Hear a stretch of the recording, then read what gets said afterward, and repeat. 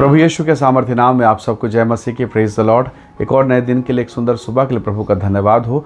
आइए आज के सुंदर दिन के लिए, मनन के लिए हम परमेश्वर के वचन को निकालें। मेरे साथ यूहन्ना के सुसमाचार को निकालेगा, उसका 16 अध्याय और उसका वचन 33। यहाँ इस प्रकार से लिखा है, मैंने ये बातें तुम्हें इसलिए कही है कि तुम्हें मुझ में शांति मिले। संसार में तुम्हें क्लेश होता है, परंतु ढाढ़स बांधो, मैंने संसार को जीत लिया है। Praise the Lord, hallelujah. परमेश्वर के लोगों, यूहन्ना का सुसमाचार बहुत गहराई और आत्मिकता की बातों को करता है। अगर आप इस वचन को पढ़ें तो प्रभु ने कहा कि तुम्हें मुझ में शांति मिले, और प्रभु ने कहा इस संसार में तुम्हें क्लेश होगा, पीड़ाएं होंगी, पर स्मरण रखो मैंने इस संसार को या इस संसार के क्लेश को या संसार की परिस्थिति को जीत लिया। अगर एक व्यक्ति, ध्यान से सुनिएगा, अगर आपको एक चीज़ मालूम है कि अगर एक व्यक्ति एक तालाब में जंप लगा के उस पार जा सकता है, तो स्वाभाविक है कोई दूसरा भी इसे कर सकता है, कोई तीसरा भी कर सकता है। आप कहेंगे प्रभु ने जीता, हम थोड़ी जीत सकते हैं। बिल्कुल सही है, आप और हम नहीं जीत सकते, लेकिन प्रभु ने कहा मुझ में तुम्हें शांति मिले। अगर मैं और आप मसीह में हैं या मसीह यीशु हम में हैं, तो उसकी सामर्थ्य के द्वारा आप जीत सकते हैं। एक लंगड़ा व्यक्ति, एक अपाहिज व्यक्ति चल नहीं सकता, ये आप जानते हैं, पर अगर उसे बैसाखी दे दी जाए, व्हील चेयर दे दिया जाए, तो पूरा व्हील चेयर उसके बॉडी के वेट को, उसके वजन को उठा लेता है। वो बैसाखी के सहारे अपने पूरे शरीर को लटका के वो आराम से चल सकता है। कठिन जरूर होगा, पर यह हो सकता है। हालेलुया। आप और मैं अपने काम, अपनी बुद्धि, अपनी योग्यता के अनुसार नहीं कर सकते, लेकिन प्रभु यीशु मसीह की सहायता से हम ये कर सकते हैं। दाऊद ने बहुत सुंदर कहा, मुझे सहायता यहोवा की ओर से मिलती है जो आकाश और पृथ्वी का करता है। पौलुस कहता है जो मुझे सामर्थ्य देता है उसके द्वारा मैं सब कुछ कर सकता हूँ। तो परमेश्वर का वचन हमें इस बात को सिखाता है, उसकी सामर्थ्य निर्बलता में सिद्ध होती है। हालेलुया। इसलिए अगर आप क्लेश से होकर गुजर रहे हैं, पीड़ा, डिप्रेशन और तनाव से होकर गुजर रहे हैं, और ऐसे दशा में समझ में नहीं आ रहा क्या करना है, तो प्रभु ने कहा तुम्हें मुझ में शांति मिले। जब आप मसीह में आ जाते हैं, प्रभु के साथ बैठते हैं, उसकी निकटता में, ठीक है थोड़ी देर तक मन में उथल पुथल, विचारों में उथल पुथल रहेगा, बेचैनी रहेगा। कई बार आप प्रार्थना करते हैं और प्रार्थना करते रहेंगे, होंठ हिल रहा है पर मन कहीं और भाग रहा है, मन में कुछ और चल रहा है। आप किसी की प्रार्थना कर रहे हैं और आप उसे माफ़ कर रहे हैं, पर आपका मन माफ़ नहीं कर रहा, कुछ और चल रहा है। ऐसी परिस्थितियाँ आपके साथ होंगी। शुरुआत के कुछ समय तक होगा, लेकिन धीरे धीरे पवित्र आत्मा आपके जीवन पर अपना नियंत्रण करेगा, अपना कब्जा करेगा, और आपको वैसी प्रार्थना करना सिखा देगा जैसे रोमी 8:26 और 27 में लिखा है। आहे भर भर कर, जो बयान से बाहर है, और उसके कारण परमेश्वर की असीम शांति आपके हृदय में, आपके जीवन में, आपके घराने में होगी। परमेश्वर के लोगों, जरा सोचिए तो सही, पाँव के तलवे से लेके सर के चोटी तक, बाल तक, अय्यूब के शरीर में बड़े बड़े फोड़े फफोड़े थे। वो स्वयं के देह में पीड़ाओं से होकर गुजर रहा था। कठिन अनुभव, कठिन, बहुत कठिन। उसके साथ साथ उसकी पत्नी का बड़बड़ाना, मित्रों का बोलना, उसकी आलोचना, उसकी निंदा, क्या इन तमाम चीज़ों के भीतर में अय्यूब के जीवन में शांति बने रह सकती है क्या?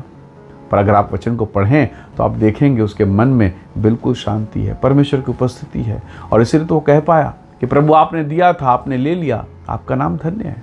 तो परमेश्वर के लोगों, ये तब होगा जब आपके भीतर में प्रभु यीशु मसीह का निवास स्थान होगा, और ये तब होगा जब धीरे धीरे प्रभु का वचन आपके भीतर में जाएगा, आपके भीतर काम करेगा। चारों तरफ हलचल है, चारों तरफ बेचैनी है, चारों तरफ अंधियारा है, आपका जीवन रोशनी से भरा हुआ होगा। उसने आपको दूसरों के लिए, दूसरों के जीवन के लिए ज्योति ठहरा। उसने कहा तुम जगत की ज्योति हो। हालेलुया। आपको प्रभु ने जगत की ज्योति बनाया, आपको महान अनुग्रह के लिए रखा है। इसलिए ऐसी परिस्थिति में, ऐसे विकट समय में निराश नहीं होना, प्रार्थना बंद नहीं करना, प्रभु के निकटता में जाना बंद मत करना।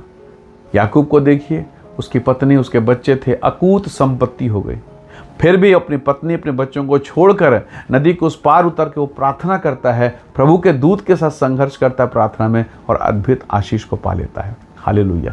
ये रहस्य, ये गुण भेद है कि आप और मैं कैसे बढ़ेंगे। प्रार्थना ही जीवन, बहुत सुंदर गीत है, प्रार्थना ही जीवन, प्रार्थना ही जय, और जीने के लिए नियम यह है।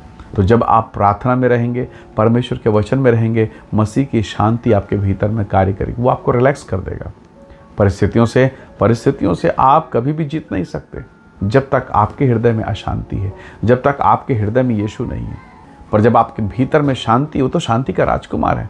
जब आपके भीतर में मसीह है तो परिस्थितियां कंट्रोल होंगी। समय लगेगा, इसलिए यीशु को समय दीजिए। हालेलुया। हम कहते हैं ना कई बार कि डॉक्टर ने इंजेक्शन तो लगा दिया, दवाई तो दे दी, पर समय लगेगा उसे ठीक होने में। तो परमेश्वर के आत्मा को समय दीजिए ताकि वो उन कामों को ठीक कर सके। अपने जीवन के बागडोर को, अपने बिजनेस के बागडोर को, अपने बच्चों के जीवन को, अपनी पत्नी घर परिवार के जीवन को परमेश्वर के हाथों में दीजिए। उस लड़के ने 5 रोटी और 2 मछली यीशु मसीह के हाथ में दे दी। अब यीशु ने जो किया वो अद्भुत था। उस लड़के ने नहीं सोचा था कि परमेश्वर ऐसा कर देगा कि सब तृप्त होंगे और 12 टोकरे फिर बच जाएंगे। आज आप सोचेंगे कैसे होगा, असंभव है, मुश्किल है, पर खुदावंद ऐसे कामों को, ऐसे अजूबे अचंभे के कामों को करेगा, ऐसे चमत्कार कि वर्षों बाद आपको कहना पड़ेगा कि प्रभु महान है जिसने मेरी प्रार्थना को सुनी, मेरे जीवन पर, मेरे बच्चों पर दया को किया है। तो आज हो सकता है आप निराशा में हो, पर एक दिन होगा जब आप आशा में रहेंगे, आप आनंदित रहेंगे और संसार पश्चाताप करेगा।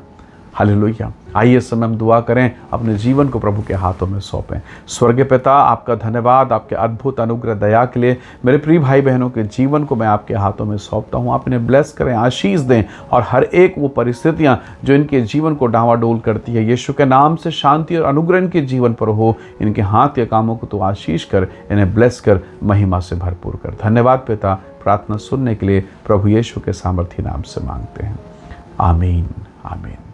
प्रभु आप सबको बहुत ऐसे आशीष दे। परमेश्वर का अनुग्रह आप सबके साथ हो। Praise the Lord. जय मसीह।